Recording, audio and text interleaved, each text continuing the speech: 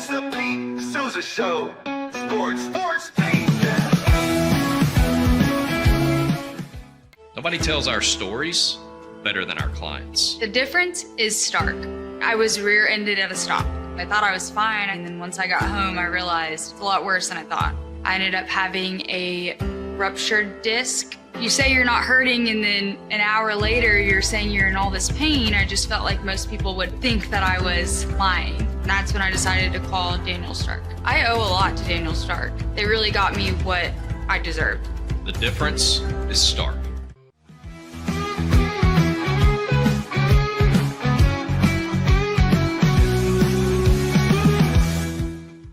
We definitely love our relationship and love Extraco. It's been an amazing experience.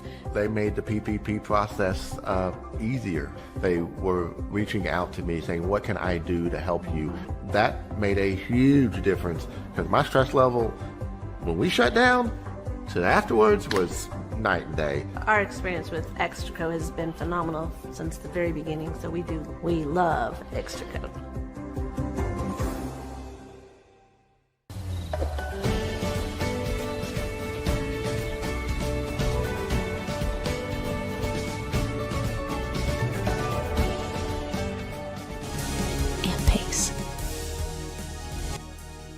With Ease US, make studio quality voiceovers for your videos online in over 149 languages and dialects. Never been easier to create professional grade videos and voiceovers. Try it today at easeus.com. That's EASEUS.com.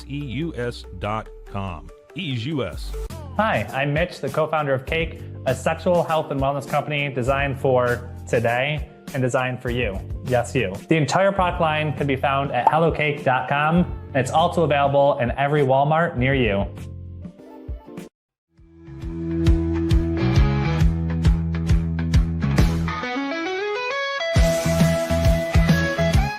Send money abroad in just a few steps with Remitly. Sign up with your email, enter an amount, choose how your loved ones receive the money, enter your recipient's information, select a payment method, hit send, and relax. Download the Remitly app today.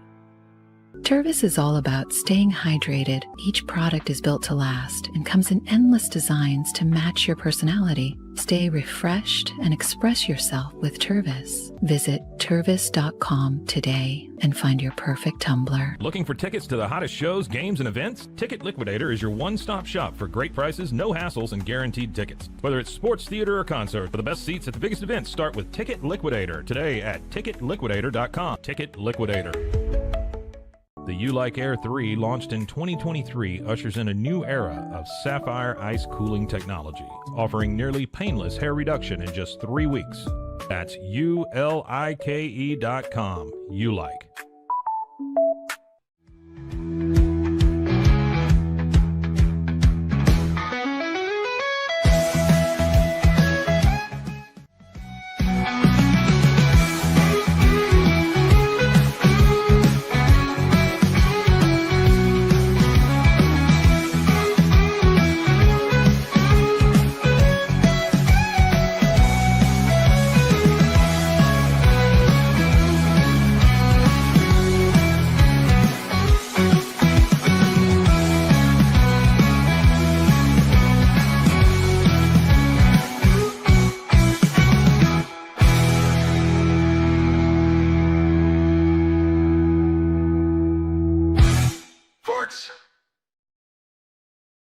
It's the Pete Sousa Show. We are so happy you're with us. Cam Stewart's back in Boston. Pete Sousa is right here in Provo, Utah, baby. You've seen pictures. It's a beautiful day. I would show you the mountains here, but then my setup, which is put together with chewing tape or chewing gum and Scotch tape, would maybe fall apart, so I'm not going to do that. I'm going to tell you we're presented by Slovakics. Daniel Stark Injury Lawyers. Conversation. Daniel Stark Injury Lawyers has an attorney in Central Texas, a guy named Bryce, who was a 4-year manager for the Baylor basketball team. We talked yesterday for an hour about Baylor hoops, Scott Drew, Jerome Tang. I am in town, by the way, for BYU Arizona State tonight. You can catch it on Peacock, 9 o'clock Eastern. We'll just put it that way. Brendan Haywood going to be on the call with me. He and I are riding a shoot around in about an hour. So we're going to talk to JT the Brick in about 20 minutes. JT has, first of all, he's fresh off an overnight on Mad Dog Sports Radio, where he was talking a lot of John Harbaugh. John Harbaugh, of course, let go by the Baltimore Ravens yesterday. And in what I feel like is a shocking move. And there's two sides to it. I'm not going to come on here like hot takey sports guy and say, oh my gosh, like my initial reaction is you don't know who you are as the Baltimore Ravens. Like you're not quite sure. I'd say you don't have a gauge on your identity as an organization. If you look around the landscape of pro football and you can see the teams that have been competitive consistently over the last 15 years, you'd be hard pressed to find many teams that are atop the Baltimore Ravens. And a huge reason for that is John Harbaugh. From soup, let's say, from soup to nuts, right? All the way down. Cam, you see how I slid down there for the shot? No, really though. But I'm going to try doing a little bit of this today too.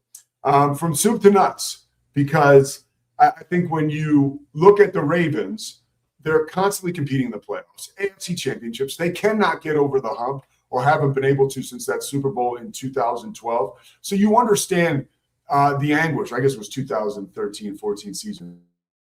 You understand the anguish from the fan base, and you understand the concern around Lamar Jackson. You know, people, I was talking to someone yesterday, and it was like, well, you know, this is Lamar. And they're kind of scapegoating Lamar Jackson.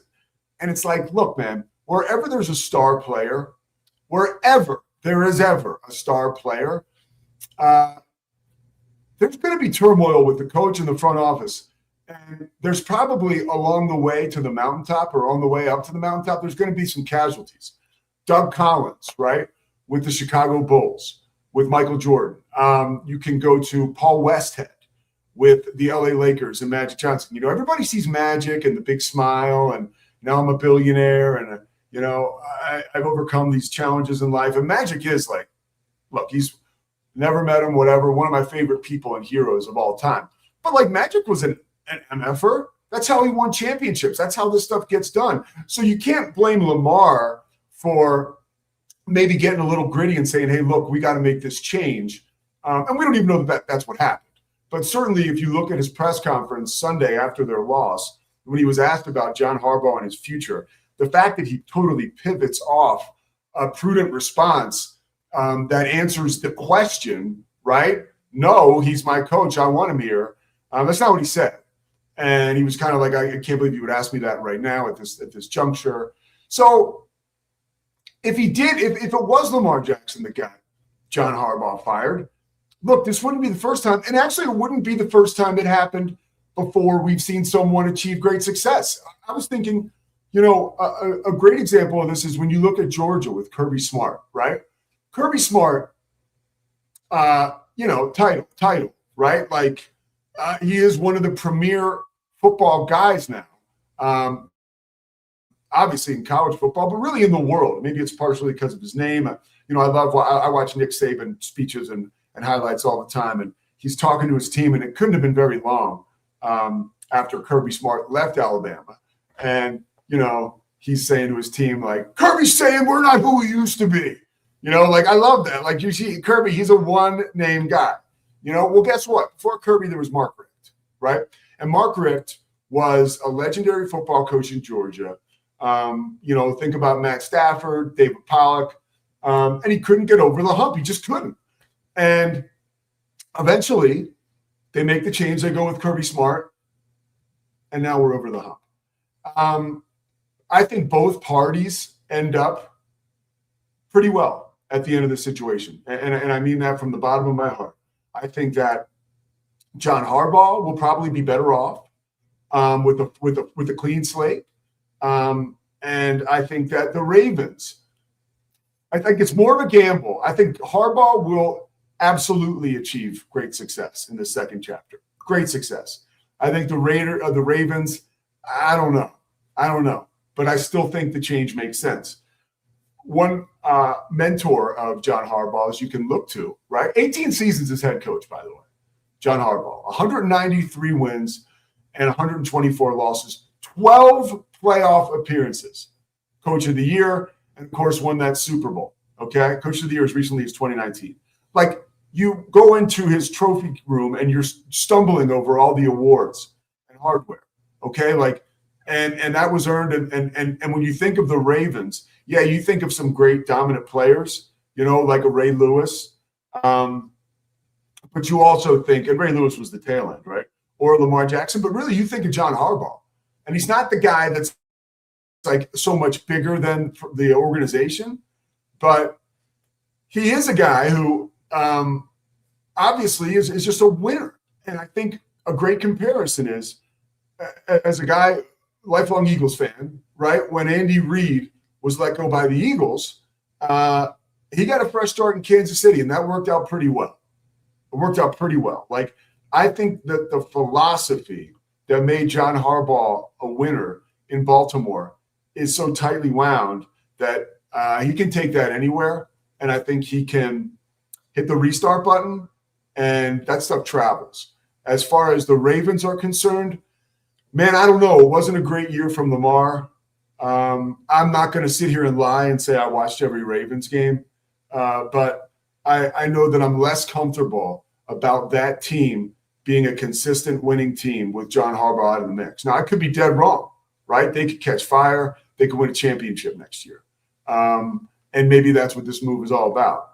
But I would guarantee John Harbaugh will be successful at his next stop. And I think Andy Reid is a glowing, shining motivation for him, right? And that's a guy, he was a special teams coach in Philadelphia for decades. So I'm sure that was one of John Harbaugh's first phone calls, right? Like, or maybe he's talked to Andy Reid about this for a long time, but there's counsel there he can seek and some of the guys who came before him. And certainly Andy Reid is one of them. We're going to talk to JT the Brick. And if you don't know who JT the Brick is, then you got a problem I can't solve. He has been in my orbit for 20 plus years. He was at there was a national radio outlet. I think it was Sports Fan or Sports Nation. I think it was a Sports Fan network. It was out of Vegas in 2000, 1999. And JT was like, he was the face of that, right? And he was a West Coast, as far as I knew, radio personality. And he was tied in with the Raiders. I can remember his show actually sponsored the Black Hole when the Raiders were really good. And he still works with the Raiders. I mentioned off the top of the show, he had an overnight that he did leading into this morning. He's a pro, so I'm sure we'll get him in pretty good shape at 8:30. It's going to be 8:30 Pacific time. I guess it's 8:25 Pacific time. 8:27, I think. Okay. So I got to do one more little riff here to open things up before we get to JT, and it's about college basketball. And look, I'm at ground zero right now for excitement and hype around college basketball. BYU was ranked 9th in the country. Kevin Young is one of the best coaches in all of America. AJ DeBonsa should be the number one pick. If it's not, the guy I'm about to talk about. But Darren Peterson last night. Now, this is a special player. And I have done I do a lot of stuff with the Big 12, right? I host that show Inside the 12 called Big 12 Hoops Games. And I also do stuff with the conference. And I was on their Big 12 Today show. No free rides. If you want to find it, try to find it. I was on their Big 12 Today show a little while ago.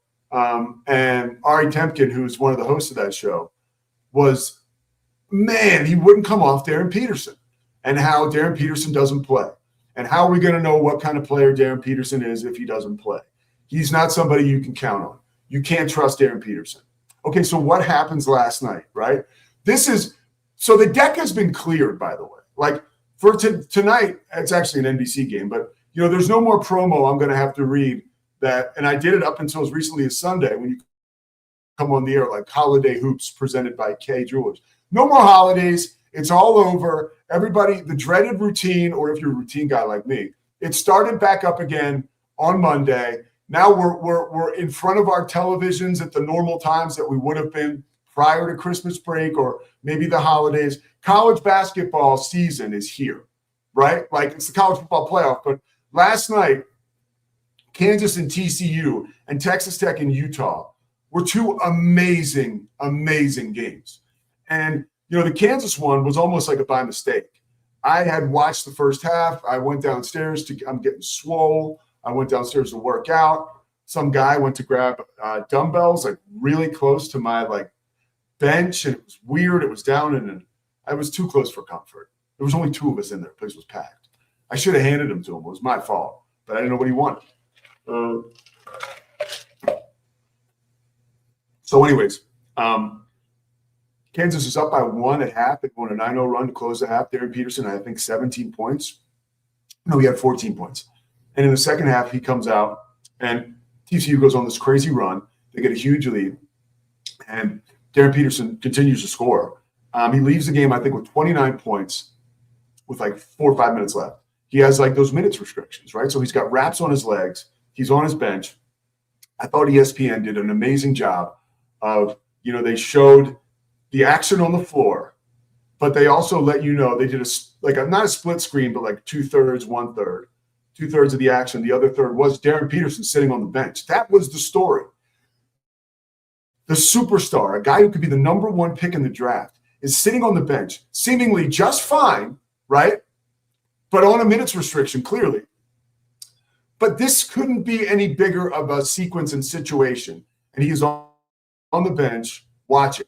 And by the way, if you didn't watch the game, unceremoniously, he is trying to remove himself from the game as this TCU run is going on. And as he's looking to the bench to remove himself, the ball whizzes by his head, a Kansas turnover. And the fans are apoplectic, dude. They're losing their minds. Kansas fans either hate him or love this guy. Now, it's a new day of one and done, but it's not really. I'm going to make 2 comparisons really quick as we come down the stretch on this first segment and get ready for JT the Brick coming up in about 5-10 minutes. Carmelo Anthony, Derrick Rose, Cooper Flack, Kevin Durant, okay? And even this year, AJ DeBonster. Those are, I think I can count, that's 4, that was 5. 5 prolific one-and-dones, okay? DeBonster's still right in the mix. But the guy, you can't get him off the floor. He's played in every game. They had the one loss really was in Boston where they lost to UConn. That's their only loss in the season. And they did it so DeBonster could go home. And that's great scheduling by Kevin Young, but also tough scheduling. But there's no question about AJ DeBonster and his availability unless a serious injury were to befall him. And I'm not a doctor. I'm not trying to take away from Darren Peterson and his injuries or any of that, right? But what I am saying is it's odd to watch a guy, a freshman in college, when the bullets are flying, right? Who is on a minutes restriction. And the coach, a guy like Bill Self, who has made a career on being a dynamic basketball thinker, but also made a career by leveraging some of the power that has been bestowed upon him by not only his success, but by an appointment as the head coach at Kansas. He is now beholden to Darren Peterson, his agents, his whoever, that say this is how many minutes this cat can play. And with 2-point-something seconds or 3.7 seconds on the clock, Kansas somehow has a chance to tie this thing.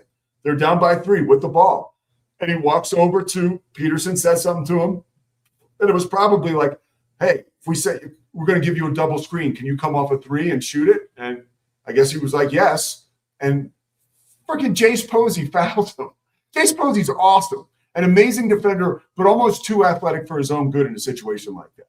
For TCU, there was no way he wasn't going to be so in Peterson's kitchen, right? He's TCU's best defender. The guy's a triple jump winner, NCAA champ. His dad is James Posey, 2-time NBA champ.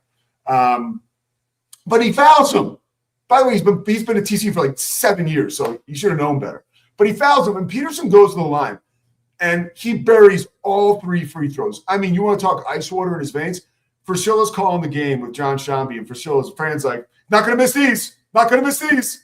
And it was great because Fran knows these guys so well. That's a ballsy thing to do as a color analyst, but he nails all three. There was never a doubt. This kid's a freshman.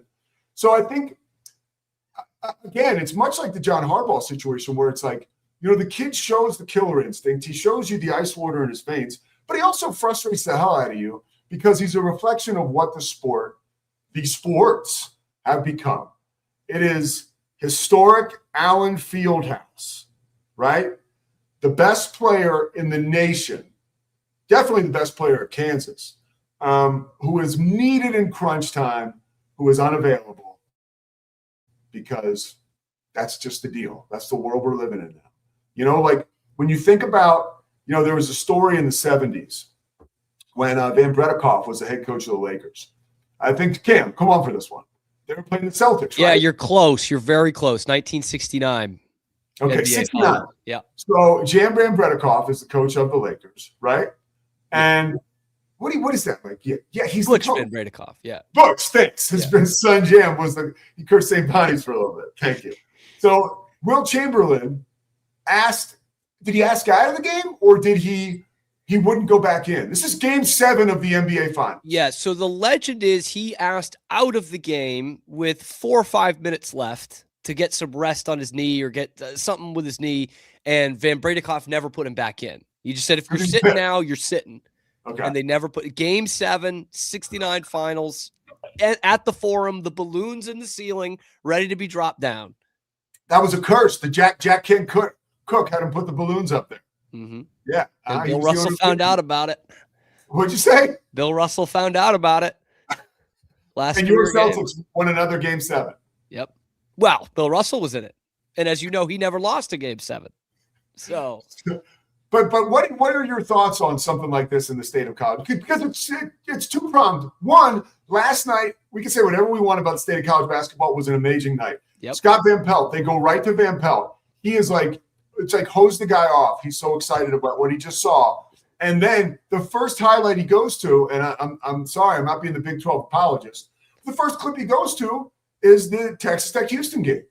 And he is effusive about his praise for the Big 12, Mm-hmm. It's great. It was a great game, but like that scenario that you were laying out where Bill Self has to be in constant contact with the agents and whomever else is in kind of the inner circle for someone like a Darren Peterson. That's, I fear, what college sports is just going to become more and more of. And in the case of basketball in particular, if you're going to keep this one and done rule and you're going to have the NIL and the transfer portal, you're going to have more and more and more of this. And there's going to be more Nick Sabans who are just like, you know what? I'm kind of at an age where I can be done and I'm done. Like, I'm done with this. Could you imagine Bobby Knight in this landscape? No, not even a chance. All right, so look, JT. JT's here. We're not going to make him wait. We'll just backload the brakes. Can we bring him home right now? JT the Brick. Yeah. You guys got me? Can you hear me? Oh, man, dude, I got you. Thank you so much. Yeah. Hey, man, I'm excited about this. I'm really excited about this, and I'm thrilled to be here this morning from Las Vegas, where we're making, unfortunately, NFL draft news again and head coaching news. All right, so give me the latest update. You were overnight on Mad Dog Sports Radio. A lot of John Harbaugh talk, obviously. And I don't know if that's going to weave into some of the coaching news for the Raiders. But what are the latest developments? You mentioned draft, and I know the John Harbaugh thing, at least for me as somebody who roots for the Raiders, is front of mind as an opportunity. Well, John Harbaugh, he changes everything. I mean, he wasn't supposed to be available. What I find most fascinating about this story is he got fired over a missed kick. And I tried to go back into NFL history and come up with one other time ever where an elite potential Hall of Fame coach got fired over a play. And I had to go back to Marty Schottenheimer, who's not in the Hall, but considered a great coach when he was 14-2 with the Chargers, if you remember. And then they had a bye week and lost their first playoff game and got fired at 14-2. That was off one game. Marty Schottenheimer got fired. I'll throw it back at you. Can you name me a time where a coach got fired on a missed kick? I was at wide right with Marv Levy when Norwood missed. I was at that game. He didn't get fired. Other guys have missed walk-off field goals, and they haven't fired the coach because you don't fire a coach in the playoffs or the game right before the playoffs. The closest I saw was, remember when the Raiders beat the Chargers and Brandon Staley on the last play of the season? Even Brandon Staley didn't get fired for that game. He got fired when the Raiders put up 63 on him. Remember that the following year. So for John Harbaugh to be available because an owner got so bleeping emotional off a kick is absurd. And now it changes everything. Raiders are looking for a head coach, and they have the number 1 pick overall. I think it's the most important offseason for the Raiders since when they brought Al Davis in 1963. Wow. So this was the worst Raiders season arguably ever. It's definitely on the Mount Rushmore. And they fire Pete Carroll, legend. They need a coach. They need a quarterback. And they need about, Pete, 13 to 14 new starters. That's hard to do. So when you talk about what is the reality of a John Harbaugh coaching in Las Vegas for the Raiders, and who spearheads this whole thing? Is it Tom Brady? Is it Mark Davis? Is it JT the Brick? Who is behind this? Who's making these decisions now? It's John Spytek, the GM, and Tom Brady. They were both teammates at Michigan for only 1 year, and then Spytek, who was an assistant GM in Tampa when Brady was brought in and won the Super Bowl. So it's Brady and Spytek. And I'm very close to the owner, Mark Davis. And Mark Davis isn't stepping aside, but what Mark Davis has done the last couple of years is given more and more power to football side of the building, saying, no, this is on you to do it now. And if you look at the statement from Mark Davis and the Raiders after they got rid of Pete Carroll, he's clearly telling Tom Brady and John Spike to go get this right. Go get it right. There was nothing wrong with hiring Pete Carroll. It was a great hire. Pete Carroll doesn't become available. You get Pete Carroll. You think you're going to have Pete Carroll for 3 years and then he's going to hand it off to maybe one of his assistants. It didn't work, not because Pete Carroll didn't try. It didn't work, and now they have to nail it. And Tom Brady's going to have to step up big with all of his contacts. He got close to Ben Johnson, at least close enough to get an interview with him. Tom Brady knocked on the door, as you remember, to go get Matthew Stafford. Stafford decided to stay with the Rams. Good decision for Stafford. Now Tom Brady's got to get the best coach with the quarterback, most likely the number 1 pick. And then, as you know, Pete, there is a chance when you have the number 1 pick overall, you can trade out of that pick and get a boatload of first-round picks, which could be an option for the Raiders, considering how many new players they need. Who is the leader in the clubhouse right now to be the next coach of the Raiders? Because it is still, JT, to me, one of the marquee jobs in sport. I truly believe that. So who could be the one that can resurrect this thing? Because the biggest fear I have for the Raiders right now, and it's something that I've never seen before to this degree, is the apathy from some fans, which I know Mark Davis, in his heart and soul, especially when he thinks about his father's legacy, he wants to change that, and fast. So who's the leader in the clubhouse that could do it for the Raiders? Yeah, there is no leader just yet. They're just starting off their initial interviews. They're interviewing 2 coaches today, including Matt Nagy. I would say Clint Kubiak, who's with Seattle, a young play caller, would be a really good fit. Pete, you got to look at this 2 different ways. You just took a veteran coach in Pete Carroll. It didn't work. You tried an interim head coach in Antonio Pierce, who really had the fan base and the team believing he was the guy. He lost 10 in a row, and he was out. You had John Gruden, always a fan favorite, who's been the coach there twice. And Raider fans love John Gruden still. They love John Gruden. And could he be an option? But when it comes to this choice, it's going to be, let's put John Harbaugh aside for a second, because I think that would be a great choice. But I like the plan of a young play caller connected to Mendoza or Dante Moore, whoever they get at quarterback. I'd like to see a young play caller come in and then hire an elite defensive coordinator, someone who's really good, to pair with that young play caller, because you got Brock Bowers, Ashton Genty. Let's say for this conversation you get Mendoza. You got Michael Mayer, who was an elite tight end, won the MAC out of Notre Dame. And then you got 3 or 4 wide receivers you just drafted in Jack Besh, and you could definitely go with Dante Thornton. Trey Tucker had a pretty good year. So all you need is a number 1 wide receiver. But here's the key, Pete, to everything. Forget about the coach. Forget about the quarterback. This team has to go out and buy, not draft, buy a new offensive line. If Colton Miller comes back at left tackle, Jackson Powers-Johnson comes back healthy, that's 2 out of 5. They got depth pieces. They got other guys who started. Forget about them. Go buy 2 offensive linemen in free agency, 2 of the best. Draft another offensive line starter late in the first round or in the second round. Now you got an offensive line to go along with the quarterback, to go along with Bowers and Genty, and the Raiders could hit the ground running quickly. But you're also going to need some money to spend on defense. You got to decide if you're going to keep Max Crosby, which I would, and you got to rebuild the secondary. So the Raiders got a lot of work to do. So the coach is going to be significant because his vision at quarterback with Genty. I know you're, with your background and how successful you are, what you're doing here, you watch Genty. I've never seen, as in never, a running back who could not get to the line of scrimmage every single time without getting blown up. And he broke the Raiders' all-time scrimmage record for a running back, Marcus Allen, Josh Jacobs. And he got killed, Pete, every single time he touched the ball, like Barry Sanders as a rookie. And the guy still had a good year with 10 touchdowns. They got to get that young man going. I got to guess that's a great point. You know, what do you see for him over the next 2-3 years? Because he got lost in the shuffle this year, JT, just because of the Raiders' poor play, and they just weren't in the eye of the storm as far as, like, you know, who's talking about the Raiders and Ashton Genty. Man, he's a really good player. I mean, the last 2 drafts, the Raiders in the first round got Ashton Genty and Brock Bowers. Now, in hindsight, should the Raiders have taken a running back with the 6th pick overall with that offensive line? Probably not, but it was smart to get Genty. It was smart to get him. He just took a beating. He took too many hits this year for a rookie.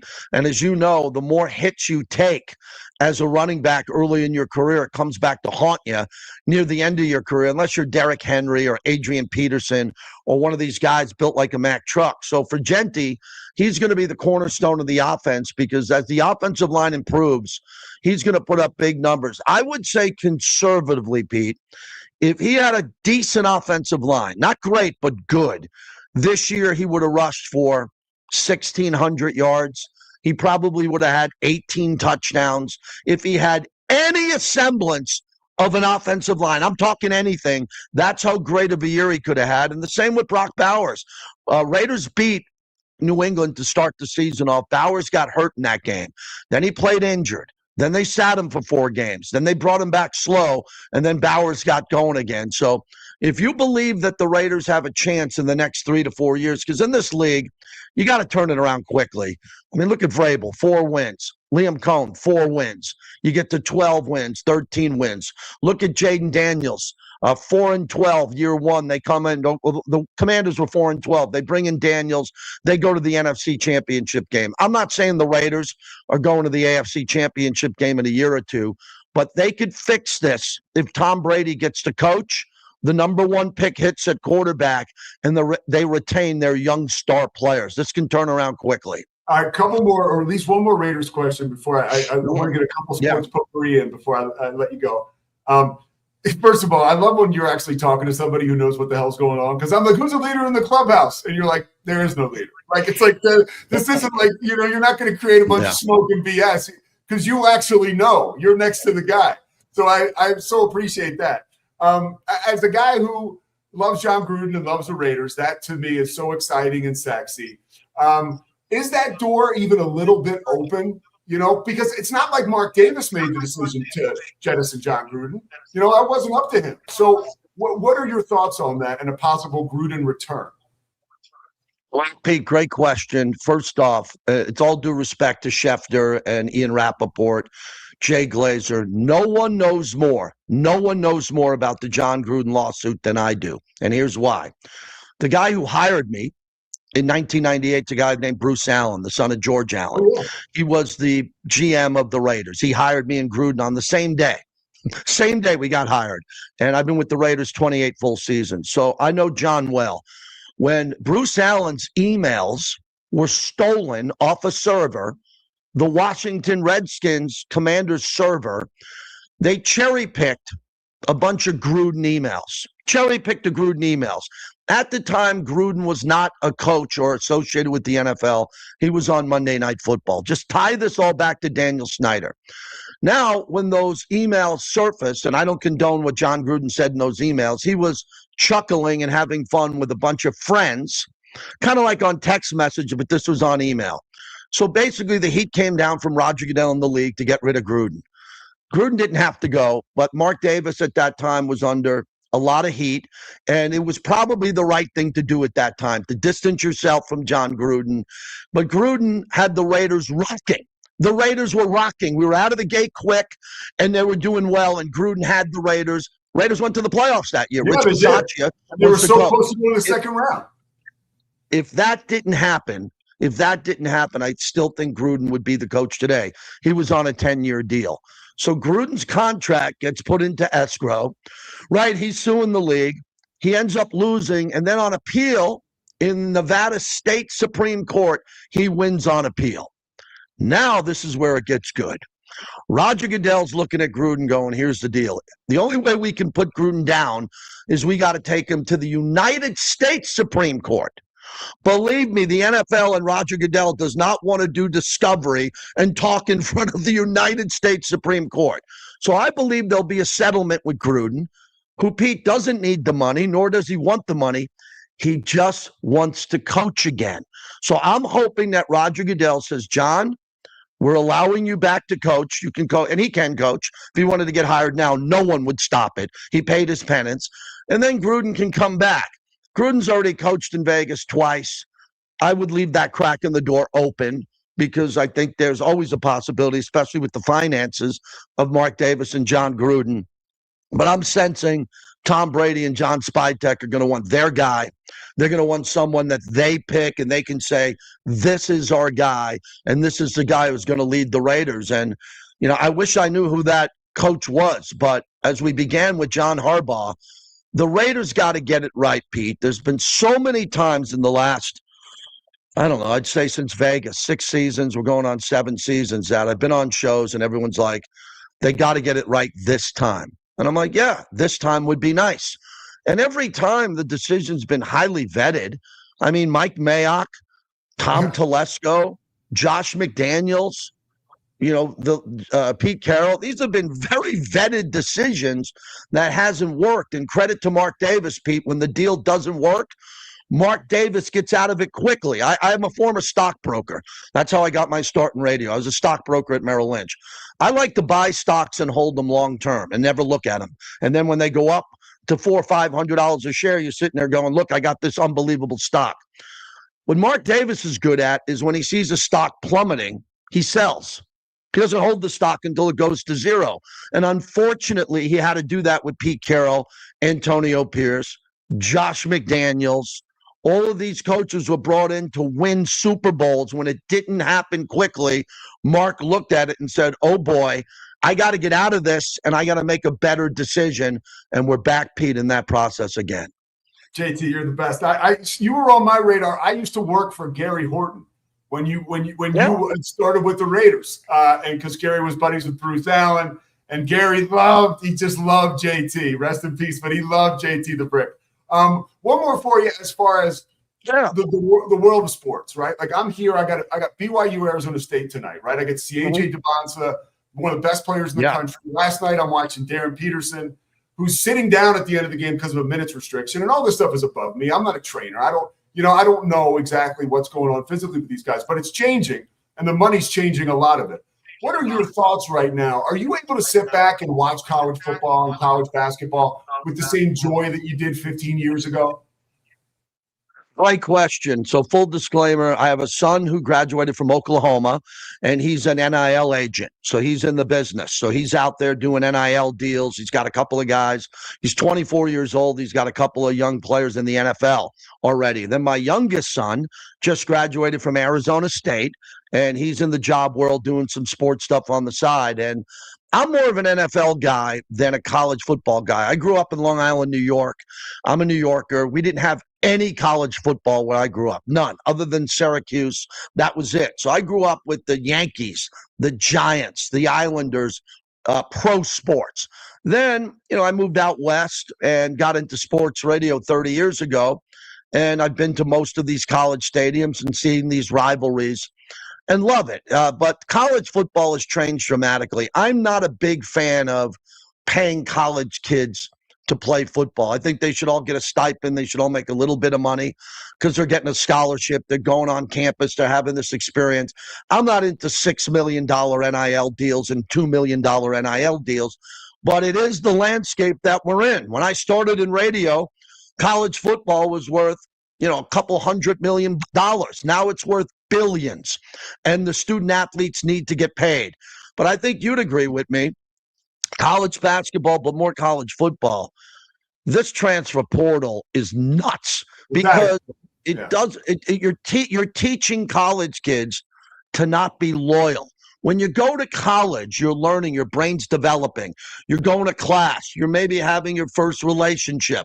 You're doing things and you're learning about loyalty. You're loyal to your parents who are paying for you to go to college. It's all about loyalty. You're in a fraternity. It's loyalty. Now we're telling these college football players, hey, man, you didn't play. You only got 30% of the snaps. Quit on your team. Quit on your coach. Go somewhere else where another coach is promising you more snaps, a little bit more money, and it's absolute chaos, and it's the haves and have-nots. I think we're in a very unhealthy time in college athletics and college football, but the big heavyweights, right? The SEC, the Big Ten, Mendoza versus the Ducks, the SEC, Lane Kiffin moving around. It makes for tremendous content for what we do. So it's kind of like I'm torn with it, but I'm diving in the pool with everybody else talking about it. JT the Brick, man, awesome to have you in the pool today. Thank you so much. I really appreciate it. It's truly an honor to catch up with you. Real quick, because Chris told me about this, and I've done some research on what you're doing. Congratulations. I launched a YouTube channel, JT the Brick YT, for one reason. It's a hedge. Everybody's losing their radio shows. I got two big ones. with a lot of revenue in on them. And you got to have a YouTube channel in case some filthy program director who's 29 years old comes and says, hey, you're no longer on middays. You got to have what you're building here, Pete, so you don't have to work for anyone. You can work for yourself, provide content 24/7, turn on your machine at 3 in the morning, 3 in the afternoon, and give your audience what they expect. Unfiltered, aggressive opinions. So I'm thrilled to be here. Let's do it again. And I really enjoyed this, man. Best of luck to you. Oh, JT, thanks so much, man. Right back at you. Appreciate it. Take care, man. All right, brother. JT the Brick. All right, baby. That'll get you charged up. There's no stopping that dude. Cam, come on up real quick and celebrate JT. Ooh, how about that?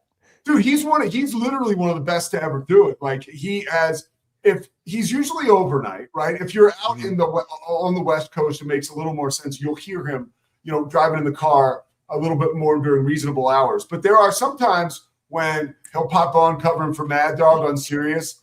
It's like finding $20 on the street. It's like, oh, JT, yes, he's on right now. I love the guy. Yeah, mind you, that is a man, you would never have guessed it in that interview. That's a man who just did an overnight and did research on the Pete Sousa Show. Like, it doesn't get any better than that.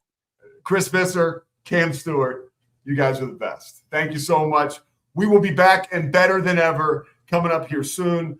Catch the game tonight on Peacock. Literally, AJ DeMonson, the best player in the country. All right, 9 o'clock Eastern time. I know you have Peacock because I know you watch goddamn Dateline because everybody does, and everybody has Peacock. So go ahead, call it up, watch it. AJ DeMonson from Brockton, Mass. Cam will be rooting for him. We will be back. Hey, we're presented by Slovakics, by the way. Thank you, Slovakics. Thank you, Daniel Stark Injury Lawyers, for what you do. That's what Mosley does. Yeah, thank you for what you do. Who's that? Bank with Nikki Collins. By the way, real quick critique, Cam. Okay, so I do want to do this. If you're a Central Texas person, this is for you. And if you're not, you can look it up because it's on Twitter all over the place. Baylor's head basketball coach Nikki Collins did a couple more of those. She does these commercials with, I think it's, I'm not even going to say the bank again. No free rides. because they don't sponsor with us. We are, go see Dan Ingram, okay, if you got something to do with First National Bank of Central Texas. That's where you put your money. But it's another great Nikki Collin commercial for a local bank in Central Texas. Have you seen it? I have not. I saw that she tweeted it out, and obviously heard a lot of the ones last year. Very punny, very good. But I've not seen the new one. Love Nikki Collin. You know I've loved. Yeah. First of all, you want to how cool, how comfortable in her own skin is she? Did we talk about this? The last possession of the Baylor game, like it was literally, and I'm gonna swear. So cover your ears, Visser, because this is the old Doug Collins line. They were like, Doug, what did you think on the last play? Like, what was the plan? He said, get the ball to Michael and get the fuck out of the way. And that's exactly what Baylor did with Talia Scott. Like, literally, there was like 15 seconds on the clock. They clear it out. No razzle-dazzle. Our best player is going to score right now. And that's what happened. It was a great college basketball moment because it showed that a coach understood it and didn't have to, overdo it. And so look that ad up on Twitter. I'm a big Nikki Collin fan. Nikki Collin understands. She understands it. She does. All right, we'll see you guys. Tomorrow. We'll have something up for you, and Friday we'll be back live again. Okay? Because the travel tomorrow is going to be a go rodeo. So look for something new, but it won't be live. And then Friday we'll be back and better than ever from our Waco studios high atop the Alico building. Thank you so much, X. Thank you, Cam. Thank you, Chris.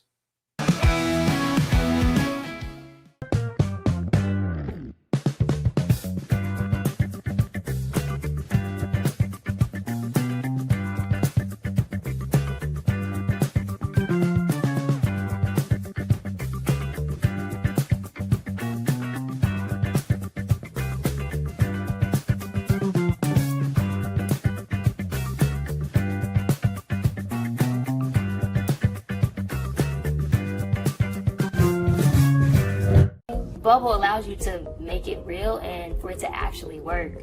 So I feel like Bubble does bridges that gap and being able to give people the opportunity to make their ideas come to life really quickly too. I love that I can sit down and build something the way that I think it should be built and have the control over it. Bubble turns ideas into fully scalable apps. Try Bubble today.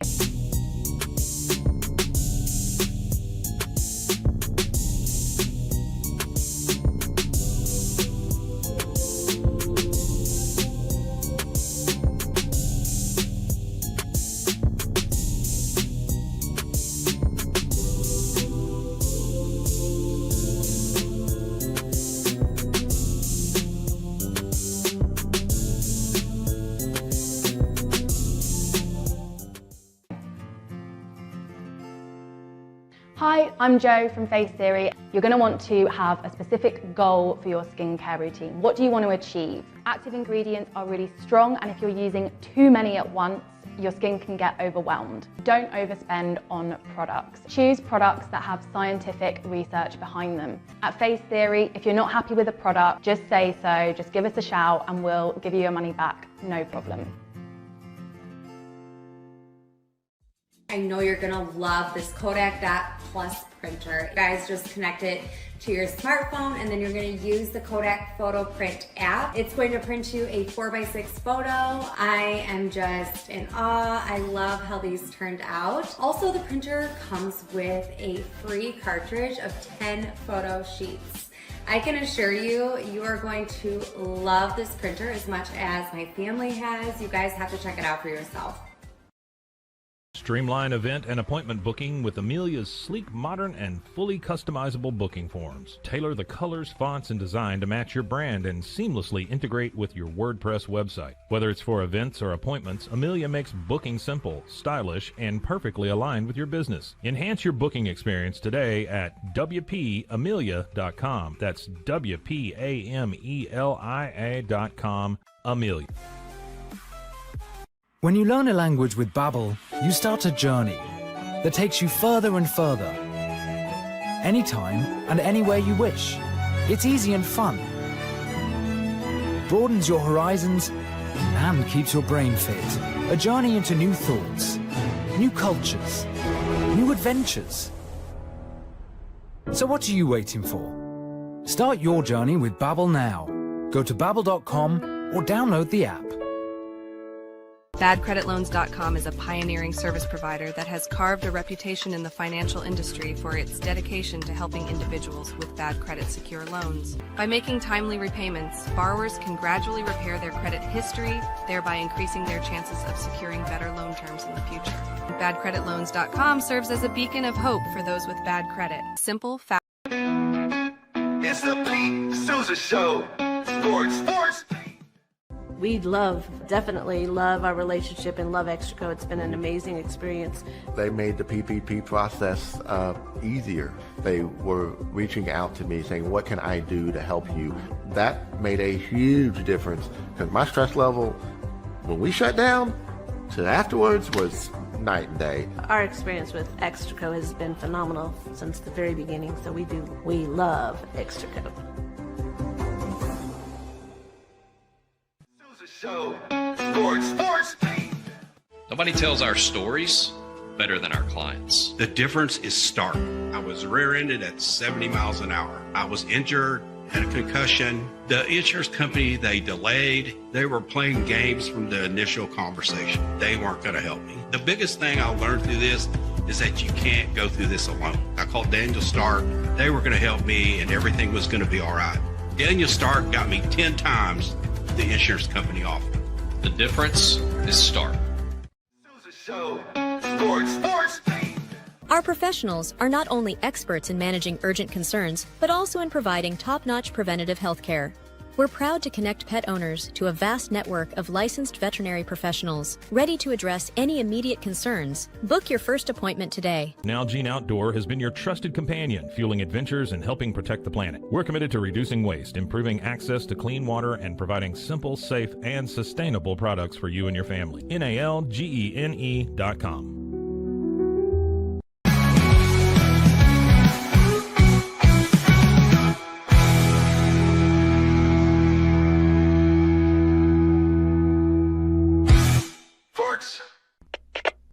We are Rogue Media Sports.